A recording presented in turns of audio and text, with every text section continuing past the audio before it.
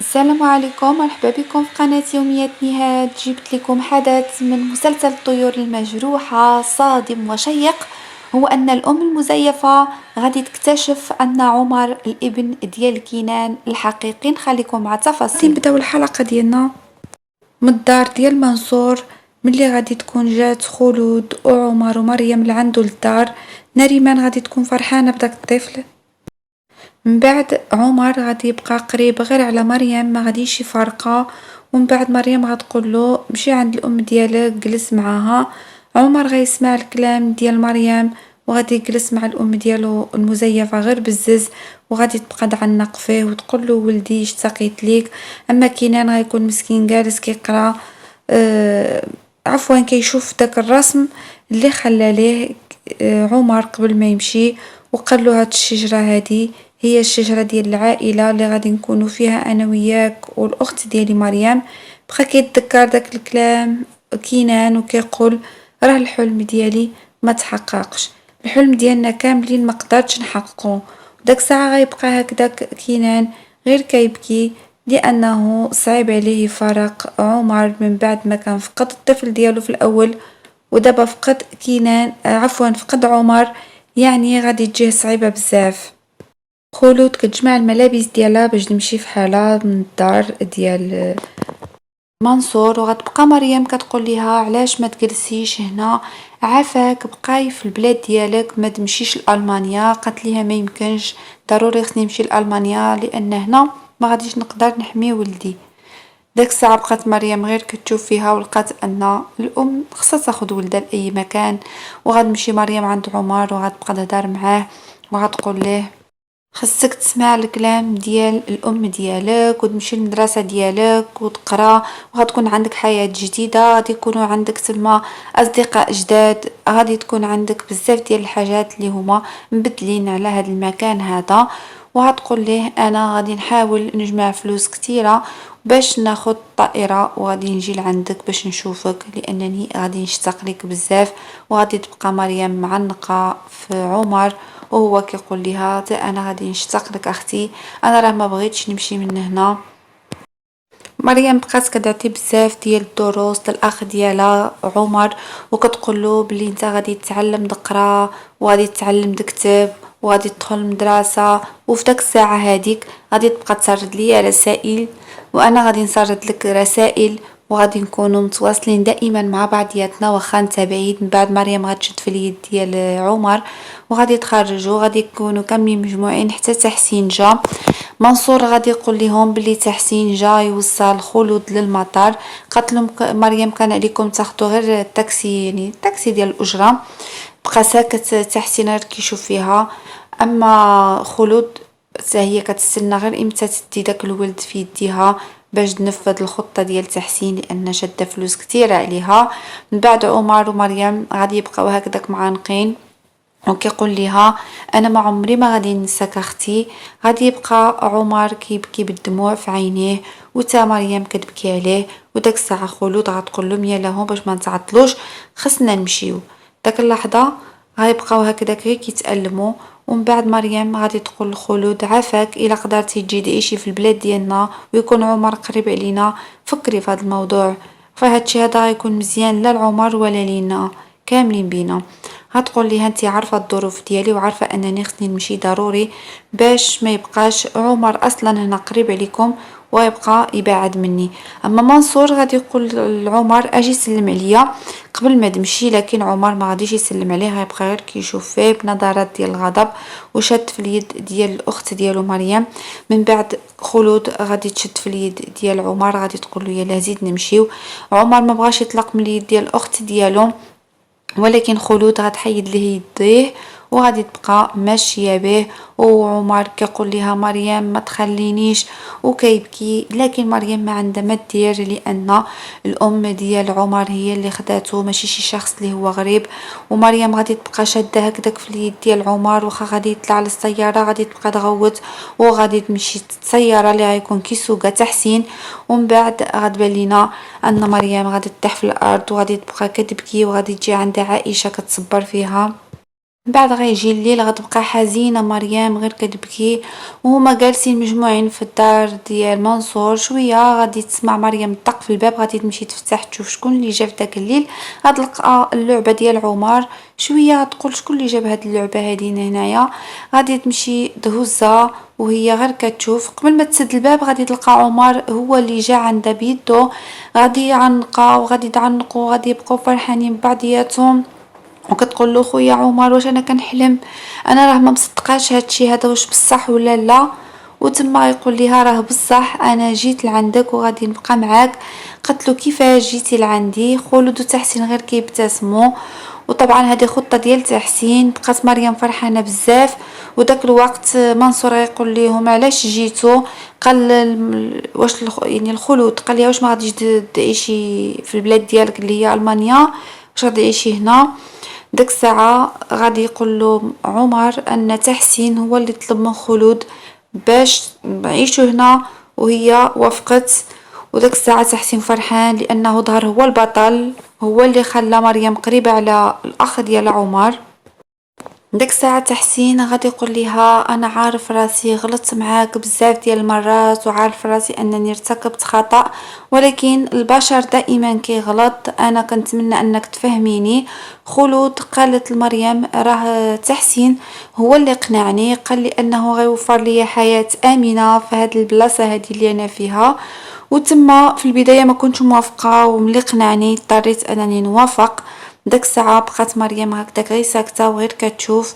وتحسين كيقول لها انا من اجلك انتي درت هادشي، كنتمنى انك تعطيني فرصة وتسمحي ليا وتشوفي كيفاش غادي نتبدل.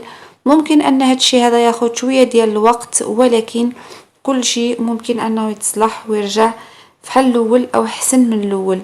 داك الساعة مريم بقات هكداك غير كتشوف فيه لانها ما كتصدقوش وما كتبغيهش. ومنصور قال لهم صافي يلا دخلوا. راه تحسين دار تضحية كبيرة ووقف معاك وساعدك بزاف، حتى شي حد ما يقدر يدير معاك هكذا. ديك الساعة تحسين غادي يقول لهم انا غادي نمشي في حالي دابا. وخلود غادي يقول لها صافي دخلي ما تبقاش في الباب. ديك الساعة خلود غتدخل هي وعمر والجميع. تحسين غيكون مشى في حاله. ومن بعد غادي تقول خلود لمريم ان عمر ما كلاش نهار كامل. ديك الساعة مريم غادي تبقى توكل عمر، وغتقول لها خلود راه تحسين خصك تشوفي هادشي اللي دار على قبلك، راه دار هاد التضحية اللي هي كبيرة، خصك تشوفيها ليه. داك الساعة مريم دارت راسها انها ما مسوقاش ليها، غير كتعطي الاكل للاخ ديالها وكتمسح ليه فمو. من بعد غادي نشوفوا ان عمر غيطلب من مريم باش تعيط لكينان. غيقول لها عافاك عيطي لكينان وخبريه، قولي ليه انني ما سافرتش، انني كاين هنا. داك الساعة غادي اتصل به مريم، ما غاديش يجاوبها، غادي يكون التليفون في الصالون، ولكن غادي يكون الهاتف احدى ميليس غتقطع على مريم الهاتف. ومن بعد غادي تسرد مريم رسالة لكينان باش غادي تقول ليه انها في الدار وكاين معاها الطفل عمر. داك الساعة غادي تمسح داك الرسالة ميليس، وغادي تحط الهاتف ديال كينان غيمشي يهز الهاتف ديالو، ما غادي يلقى لا مكالمة ولا رسالة ولا حتى شي حاجة من عند مريم. صافي غادي يمشي لبيتو، يبقى يهضر في الهاتف مع جميل، وجميل غادي يبقى يواسيه لانه عارفه انه غادي يكون كيعاني معاناة قاسية. عارف جميل الحب ديال كينان العمر اللي كيبغيه فحال ولدو. ومن بعد غادي يقول له جميل واش انت قادر تبقى بلا مريم لانك ولفتيها حتى هي ولفتيها بزاف؟ قال له انا ما قادرش صراحه نبقى بلا بها، كنشوف كيفاش غادي نقدر نعيش، وخصني نشوف شي طريقه شي حل نديرو ما نبقاش هكذا. من بعد غنشوفوا مريم فاقت من النعاس، يعني جا الصباح وكتشوف الهاتف ديالها، وقعت ما كاين لا رساله من عند كينان ولا اتصال ولا حتى شي حاجه. داك الساعه عمر غيدخل عند مريم وغادي يعنقها وغيقول لها انا فرحان بزاف اختي لاننا مع بعضياتنا وما تفرقناش. وداك الساعه غادي نشوفوا ان يعني صافي وجدوا الفطور، ومريم غادي تجي هي وعمر، غادي يكون جا عندهم تحسين جاب لهم الفطائر باش يفطروا مجموعين. وتما بقات مريم غير كتشوف تحسين. اما كينان جاب السياره ديالو بقى واقف وكيقول كنتمنى ان مريم تسمح ليا وتعطيني فرصه وترجع كيف ما كانت من قبل. داك الساعه كينان كان كيقول غادي يمشي عند مريم ويهدر معاها، ولكن غيطلع ليهم غير من البعيد وغيبان له ان كاملين جالسين تما كيفطروا مجموعين، ما غاديش يقدر يدخل لعندهم. غادي يشوف مريم جالسه حتى هي وتحسين حتى هو معاهم. ولكن منصور غادي يقول انتي ما شكرتيش تحسين على هادشي هذا اللي دار، راه دار واحد الحاجه اللي هي كبيره. منصور قال لهم انا ما محتاج الشكر ديال مريم، يكفي انني نشوفها سعيده وفرحانه وكاينه مع الاخ ديالها، هذاك هو المهم. وداك الساعة منصور غادي يقول لمريم انك خصك تشكر تحسين واخا هكداك، لانه لو ما كانش هو ما كانش غادي يكون معاك الاخ ديالك. داك الساعة مريم غادي تشكر التحسين ديال بصح وغتقول له شكرا ليك، شكرا لانك درتي معنا هادشي، وقفتي معايا وخليتي معايا خويا.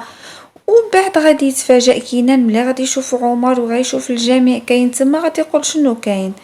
من بعد مريم غادي نشوفوها سمحت لتحسين وكل شيء غادي تسلم عليه وكل شيء غادي يبقى يصفق ليهم وكاملين غيكونوا فرحانين. والصدمه هي ديال كينان غادي يبقى غير كيشوف ما فهم والو. عمر فرحان ومريم حتى هي فرحانه وتحسين حتى هو غادي يكون كيقول لعمر اجي نلعبوا الكره، وعمر ناض كيلعب معاه الكره. وداك اللحظه غادي نشوفوا ان تحسين غادي يقول لعمر انا غادي نكون الحارس ديال المرمى وانت غادي ترمي ليا الكره. وبداو كاملين فرحانين كاملين كيصفقوا كاملين في اجواء اللي هي د الفرح. وكاين المسكين مصدوم كيقول كيفاش هادشي هذا كامل واقع وانا ما عندي خبر. اما تحسين كان شاف كينان ما بغاش يبين انه شافو، غيبان ليه من البعيد وبدا كيدير راسو انه فرحان انهم فرحانين انهم في اجواء مزيانه. ومسكين كينان الدموع في عينيه وما مصدقش هادشي هذا كامل اللي كيشوفو قبالة عينيه. من بعد تحسين غادي يخرج لعند كينان باش يهدر معاه وغادي يقول له انت اش كدير هنا، علاش جيت لهذا المكان. قال له كيفاش عمر رجع لهاد الدار. قال ليه تحسين رجع بالفضل ديالي انا، لو ما كنتش انا ما كانش غادي يكون عمر هنا كاين مع الاخت ديالو مريم. قال له انا قدرت نخليك عمر مع الاخت ديالو، اما انت ما قدرتي دير والو. كينان كان عمر كان معاك وما درتي حتى شي حاجه. داك الساعه بقى كينان غير كيشوف. قال له تحسين انت اكيد كتسائل مع راسك وكتقول علاش درت هادشي هذا. قال له لانني كنفكر في السعاده ديال مريم وخصني تكون مريم فرحانه وتكون سعيده في حياتها، وهادشي هذا اللي كيهمني، وانا هادشي هذا علاش درت هادشي. جا كينان قال له انا ما غاديش نصدق كلامك. قال له كيف ما صدقتيش ان الام ديال عمر اللي هي خلود كيف ما كنتي كتكذب داكشي حتى دابا كتكذبني، ولكن دابا تشوف الحقيقه كامله. انا ما كتهمني حتى شي حاجه من غير الاسعاد ديال مريم. وغادي يقول له دابا صافي سير بحالك من هنا، ما عندك علاش تبقى هنا، ياك شفتيهم شحال سعداء، صافي سير بحالك وخليهم يعيشوا حياتهم. غادي نشوفوا جميل مع الصديقه ديالو جالسين كيعنقوا في بعضياتهم وكايخون عائشه وقراب من بعضياتهم في لحظات اللي هي حميميه كيف ما كنشوفوا في الصوره. وغادي تبان لنا ان عائشه كتطلع عليهم وهي مصدومه وكتقول لا انا ما مصدقاش هادشي اللي كنشوف، لا ما يمكنش يخوني جميل، لا هادشي مستحيل. ومن بعد غادي تبقى هكذاك غير كتبكي وفي واحد اللحظه غنسمعوا الصوت ديالها وهي ناعسه، غتكون ناعسه وهي كتقول لا ما يمكنش جميل يخوني. داك اللحظه غادي تفيق بداك الغوات ديالها اللي كانت كتحلم. وجميل غادي يقول لها ياك لاباس كنتي كتحلمي شي حلمه اللي هي خايبه. داك الساعه قالت له كنت كنحلم. قالت له سمعتيني شنو كنت كنقول؟ قال لها لا ما سمعتش، كان كلامك ما باينش ما واضحش. داك الساعه قالت له من ساعه هادي راه تاخرت على العمل، وهي بالعاني خصها غير تنوض في حالها ما خصهاش تبين ليه الحب ديالها. داك الساعه غادي تقول له انا مزروبه خصني نخرج. قال لها اليوم راه يوم ديال العطله كاين اجازه ما غاديش نخرجوا ما غادي نمشيو حتى شي بلاصه. بقات هي غير مصدومه كتفكر لان العقل ديالها تشوش ليها مبقات عارفه اش كدير ولا اش كتقول ولا حتى شي حاجه، بقات غير تالفه. اما كينان غياخد السياره ديالو وغادي يمشي لدار التحسين وغيبقى يتفكر كيفاش كانوا هما فرحانين كيفاش كانوا مزيانين. ولكن طبعا ماشي الدار ديال التحسين، وانما منصور فين كان تحسين يعني بعد قليل كان كيهضر معاه، فين كاينه مريم وعمر والجميع كاملين بهم تما مجموعين. غادي يبقى يقول هما كانوا سعداء بلا بيا، اما تحسين اما جميل غادي يكون موجد الفطور للزوجه ديالو، وغادي يقول ليها شوفي على مفاجاه درت لك. هي تبقى غير مصدومه وكتشوف فيه، فرحت بزاف باللي وجد ليها الفطور، لانها كانت كتوقع انه ما مهتمش بها. دابا بين ليها الاهتمام ديالو، وبقات هكذا كتشكرو كتقول له علاش عذبتي راسك، شكرا لك بزاف. غادي يقول ليها نوضي وجدي راسك، غادي نخرجوا غادي نمشيو لواحد البلاصه، خصني نقول لك شي كلام وخصني نكونوا غير انا وياك في مكان زوين. ديك الساعه غادي تبقى مصدومه عائشه، وداك اللحظه غادي تقول له واخا صافي انا غادي نجهز راسي. قال لها انا غادي نخرج دابا على ما نجي نلقاك واجده. داك الساعه غادي تنوض عائشه وهي فرحانه، من بعد غادي تتذكر الصديقه ديالها مريم. غادي تقول له مريم ما عرفت اخبارها، خصني نعيط عليها. غادوز الهاتف وغتهضر معاها، وغتقول لها مريم لعائشه ان عمر ما مشاش لالمانيا وكاين هنا بالفضل ديال تحسين، هو اللي وقف معايا وهو اللي خلى عمر قريب مني. قالت لها راه انا ما كنثقش في داك الراجل، على كل حال المهم هو ان الاخ ديالك عمر كاين معاك، هذا هو المهم. داك الساعه قالت لها انا فرحانه بزاف لان عمر كاين معايا بلا ما تصوري واحد الفرحه، لان ما صدقتش كنت صافي كنقول انني فقدت خويا، دابا الحمد لله انني كاينه معاه. قالت لها فرحت ليك بزاف. من بعد غادي تقطع الهاتف معاها، وكاينان غنشوفوه رجع فحالو للدار بعد ما تذكر ان مريم فرحانه هي وتحسين وعمر. غادي تسولو سميه تقول له فين هو عمر، صافي واش سافر لالمانيا ولا مازال. داك الساعه غادي يقول ليها لا عمر ما سافرش. ميليس غادي تصدم، غتقول كيفاش عمر ما مشاش، اذا شنو كيفكر تحسين، دارت شي خطه جديده. داك الساعه سميه قالت فرحنا بزاف لاننا غادي نشوفو عمر، وتامر حتى هو فرح، قال له بعدا غادي نشوفوه مره راه داك الولد عزيز علينا. ميليس هي اللي بقات مصدومه فيهم كاملين كتر من الجميع، لان كتقول شنو داير تحسين بقى البال ديالها مشغول، خصها تعرف شنو كاين واللي ما عرفاش هي. من بعد غادي يمشي للغرفه ديالو كينان، وغادي يبقى يفكر في مريم، وكيفكر اللحظات اللي قضاوها مع بعضياتهم هي وياه، الوقت اللي كانوا كيرقصوا، وغيبقى يتذكر جميع المشاهد وهو كيبكي هو حزين كيقول علاش مريم مشات. بقى كيفكر نهار داك المخيم اللي كانوا فيه ناعسين حدا بعضياتهم، ونفس الوقت مريم كتفكر فيه وكتفكر في جميع اللحظات اللي قضاوها زوينه مع بعضياتهم، وداك الاجواء كامله اللي دازت من قبل. مهم غيبقى هو غير كيتذكر. من بعد كينان غادي يفكر انه يتصل بمريم يعيط عليها، وهي حتى هي كتقول صافي خصني نعيط لكينان نهضر معاه نعرف شنو كاين، لكن الهاتف ديالها هي خلاته في الصالون. بقات مريم كتمشي وكتجي وهي متوتره ما عارفاش شنو دير مع كينان، تهدر معاه ولا ما تهدرش.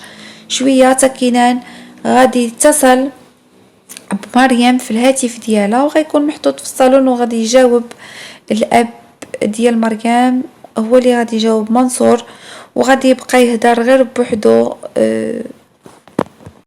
كينان قبل ما يسمع الصوت ديال مريم هدرت، غادي يبقى يقول ليها انت انسانه مميزه بالنسبه ليا، انت هي كل شيء، ما تقلقيش مني لا تصرفت معاك بشي تصرفات غلطين او ما عجبوكش. بقى كينان غير كيهدر بوحدو وسحاب له مريم كتسمعو، لكن في واحد اللحظه غادي يهدر معاه منصور وغادي يقول له راه انا اللي كنهضر معاك دابا، راه ماشي مريم. قال له وبنتي خليها بعيده عليك، ما تبقاش تدور بالجهه ديالها، صافي نسى بنتي وخليها تعيش حياتها، راه هي عايشه حياتها سعيده وفرحانه بلا بيك. داك الساعه مريم غادي تمشي تجيب الهاتف ديالها من الصالون، وغادي يكون الاب ديالها مازال شاد داك الهاتف. طبعا مساح الرقم ديال كينان انه اتصل. مريم غتسول باباها تقول له بابا واش اتصل بك شي واحد في الهاتف ديالي؟ قالت له لا، وهو قال لها لا عفوا ما هضر حد. اما ميليس غتكون جات عند تحسين باش يفهمها شنو كاين لانها ما فهمت والو. قالت له علاش درتي هادشي هذا؟ قال لها انا اللي كيهمني أن مريم ما تمشيش، لأن لمشى عمر غادي تتبعو الأخت ديالو فيما كان، وغادي تبعد عليا مريم. أنا ما بغيتش مريم تبعد عليا. قالت له ماشي هذه هي الخطة ديالنا.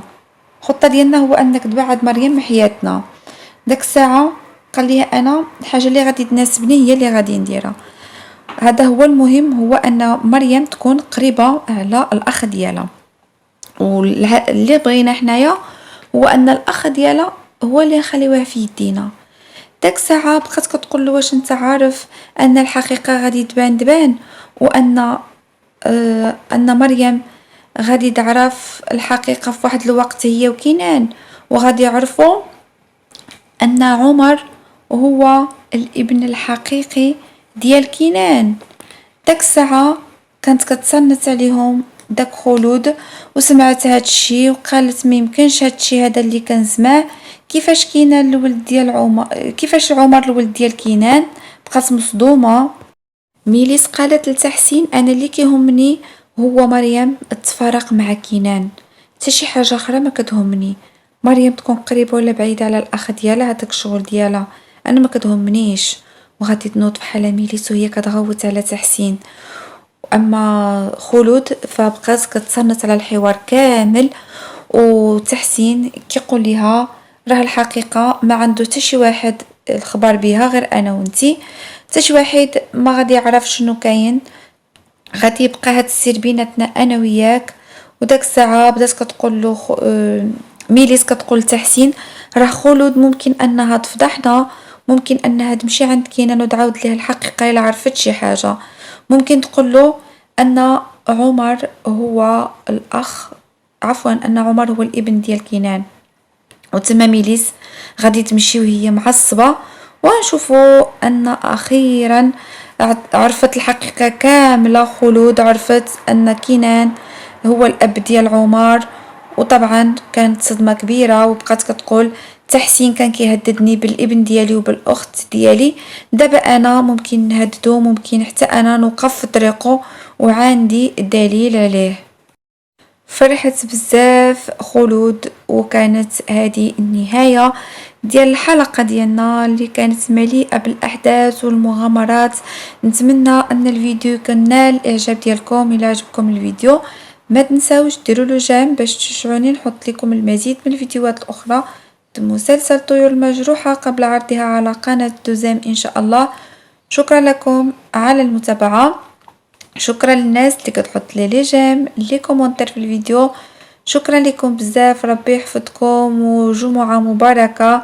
نتلاقاو ان شاء الله في احداث اللي جايه، نتلاقاو في احداث ان شاء الله اللي غادي تكون جد شيقه، واحداث كثيره اللي غادي نكتشفوها. نتمنى نكون عند حسن الظن ديالكم، ونتلاقاو ان شاء الله دائما مع الجديد قبل عرضها على دوزام. دمتم في رعاية الله وحفظه، والى اللقاء.